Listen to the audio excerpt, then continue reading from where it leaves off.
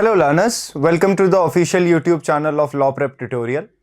क्या आपको मालूम है कि अभी रिसेंटली जो इंडिया जस्टिस रिपोर्ट 2025 पब्लिश हुई है, उसके अकॉर्डिंग इंडिया में number of pending cases 5 crore से भी ज्यादा है। आज इसके रीजंस और इसके कुछ पॉसिबल सॉल्यूशंस पे बात करेंगे हम इस वीडियो के through. First of all, the statistic that is very horrifying is पिछले 4 सालों में 20% इंक्रीज हुआ है in the number of pending cases. Now this is very troublesome because India जैसी कंट्री में जहां पर ऑलरेडी नंबर ऑफ जजेस पर पॉपुलेशन पर 10 लाख लोगों पे जो नंबर ऑफ जज है वो वैसे ही कम है, तो ये चीज बहुत भयंकर बर्डन डालती है एग्जिस्टिंग जजेस पे। Now if you talk about the structure of the Indian judiciary, आपको मालूम है सबसे पहले लोअर लेवल पे सबऑर्डिनेट कोर्ट्स होती हैं, that is the district court, court of judicial magistrates, कुछ ट्रिब्यूनल्स जैसे फैमिली कोर्ट्स एक्सेट्रा। अब देखिए, इनका नाम तो सबऑर्डिनेट कोर्ट है, बट ये सबऑर्डिनेट नहीं है। क्यों? क्योंकि ये कोर्ट ऑफ फर्स्ट इंस्टेंस है। कोई भी केस का जिंदगी, कोई भी केस का लाइफ साइकिल इन्हीं कोर्ट से चालू होता है। हाँ, देयर आर केसेस जैसे रिट पिटीशंस फॉर एग्जांपल, जिनके लिए आप डायरेक्टली सुप्रीम कोर्ट और हाई कोर्ट जाते हैं, बट ज्यादातर मेजॉरिटी ऑफ केसेस के लिए subordinate courts he court of first instance है। उसके ऊपर हाई कोर्ट्स, हर स्टेट का, लगभग हर स्टेट का एक हाई कोर्ट होता है। हर स्टेट के पास नहीं है, लेकिन 25 स्टेट्स के पास तो है। अब हाई कोर्ट के ऊपर इंडिया का केवल एक ही है, सुप्रीम कोर्ट, और सुप्रीम कोर्ट सबसे उच्च न्यायालय है, आप जानते ही हैं। 33 जजेस बैठते हैं उसमें, इंक्लूडिंग द चीफ जस्टिस, और हाईएस्ट अपेलेट कोर्ट भी है। मतलब अपील के थ्रू, मान लीजिए सबसे पहले आप सबऑर्डिनेट कोर्ट जाते हो किसी भी केस में, कुछ फैसला आया, आप उसके ऊपर अपील करते हो। अगर आपको उस फैसले से, if you are not satisfied with the decision, if you want कि वो डिसीजन रिकंसिडर किया जाए, तो आप अपील करते हो एक ऊपर की कोर्ट में, हाई कोर्ट में। उसके बाद आप अपील करते हो सुप्रीम कोर्ट में, तो सुप्रीम कोर्ट के ऊपर तो कोई कोर्ट नहीं है, तो नहीं जा सकते। तो फाइनल सबसे हाईएस्ट अपेलेट कोर्ट कौन सी हुई? सुप्रीम कोर्ट ही हुई। उसके बाद ये है data which is very problematic. 5 crore से ज्यादा टोटल पेंडिंग केसेस, जिसमें से 61 केसेस हाई कोर्ट में पेंडिंग है फॉर मोर देन 3 ईयर्स। मतलब 3 साल से ज्यादा समय से जो मामले चल रहे हैं हाई कोर्ट में, वो 61% है। After that 46% cases district court में पेंडिंग है फॉर मोर देन 3 ईयर्स, 3 साल से ज्यादा। और 12% केस ऐसे हैं जो 10 साल से भी ज्यादा पुराने हैं, decade old. Now what are the causes, reasons क्या हैं ऐसा होने के? कुछ टॉकिंग पॉइंट्स तो आई एम श्योर आपने भी सुने होंगे। इंडिया में ये चीज बड़ी फेमस है, वो मूवी का फेमस डायलॉग है, तारीख पे तारीख, तारीख पे तारीख। तो थोड़ा जानते हैं क्यों तारीख पे तारीख। अगर हम पहला रीजन देखें तो जुडिशियल वैकेंसीज फिल्ड नहीं है पूरी तरह। Consider this fact, United states में 102 जजेस होते हैं पर मिलियन पॉपुलेशन।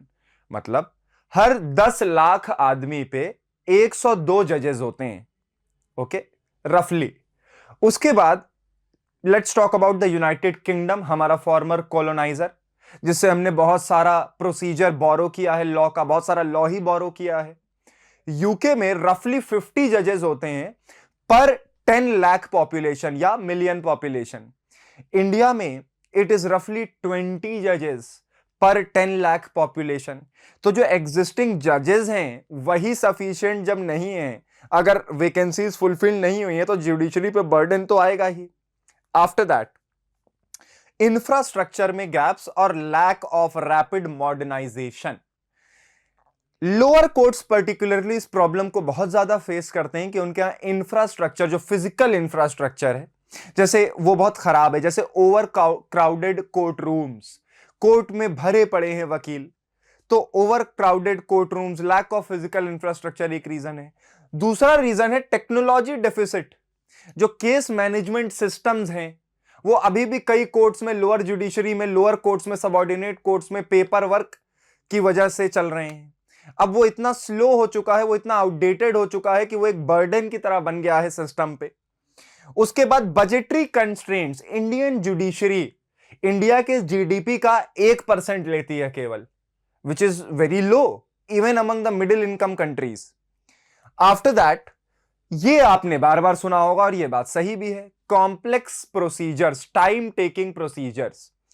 कोई भी केस चालू होने से फाइनल सेटलमेंट तक का टाइम, वैसे तो ये केस टू केस भी डिपेंड करेगा, कुछ केसेस में इसको कम रखना ज्यादा जरूरी होगा, कुछ में थोड़ा लंबा चल भी जाए, जिसमें कॉन्स्टिट्यूशनल मैटर हो, कोई गहरा क्वेश्चन ऑफ लॉ उठाओ, बहुत सारी अपील हो, तब तो सेंस बनाता है कि वो केस लंबा चले। बट कई केसेस जो क्वेश्चन ऑफ फैक्ट पे ही हैं केवल, उन पे मल्टीपल अपील्स दे देना या उन पे इन्वेस्टिगेशन धीरे होना, उनकी फाइलिंग में डिले होना, उसके बाद प्रिलिमिनरी हियरिंग्स, उसके बाद एविडेंस कलेक्शन, कोई भी जज कोई भी फैसला एविडेंस के बेसिस पे देता है।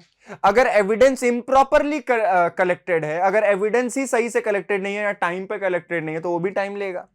उसके बाद आर्ग्यूमेंट्स, जो स्टेज होती है जो आप अक्सर टीवी और न्यूज में देखते हो, जो दो वकील बहस कर रहे होते हैं, केवल यही स्टेज नहीं होती है किसी क्रिमिनल केस में, तो वो बहस करने वाला, आर्ग्यूमेंट वाला भी पीरियड थोड़ा कम किया जाए।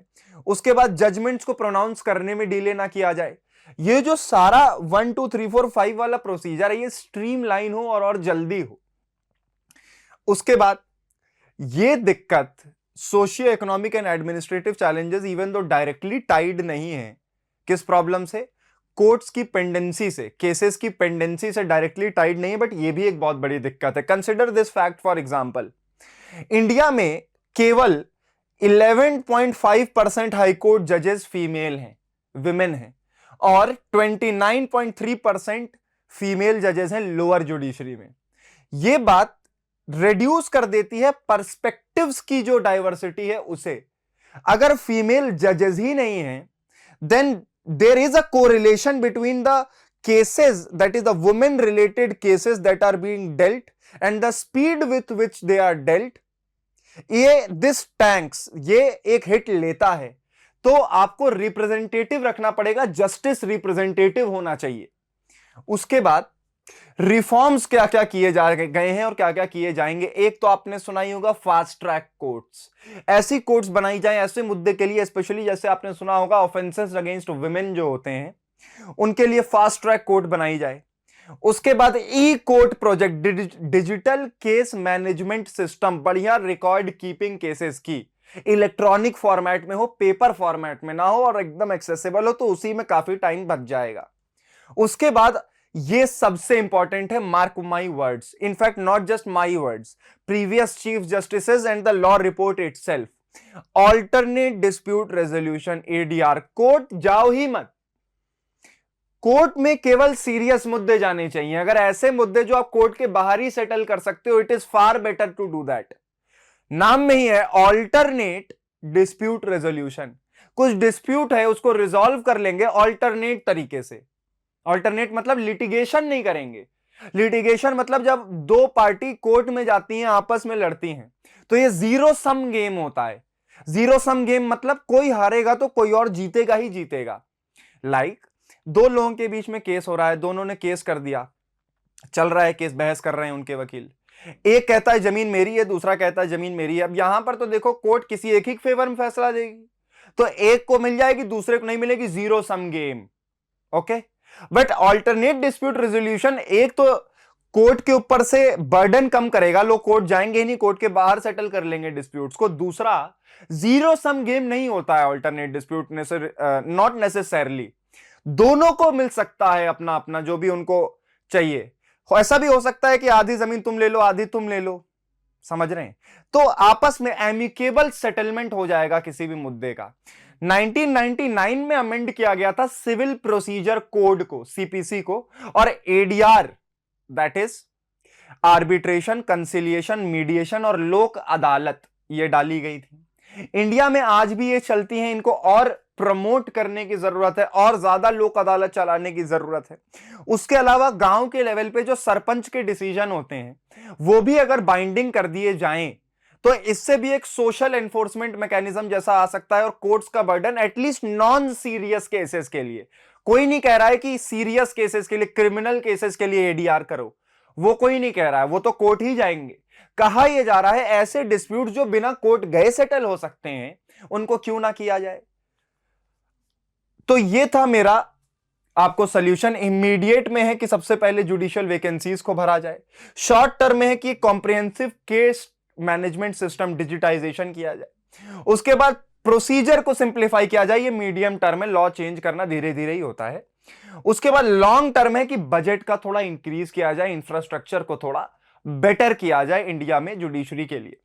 और मैं एंडिंग में यही कहना चाहूंगा, एक बात जरूर याद रखिएगा जो कि बात सच भी है, justice delayed is justice denied.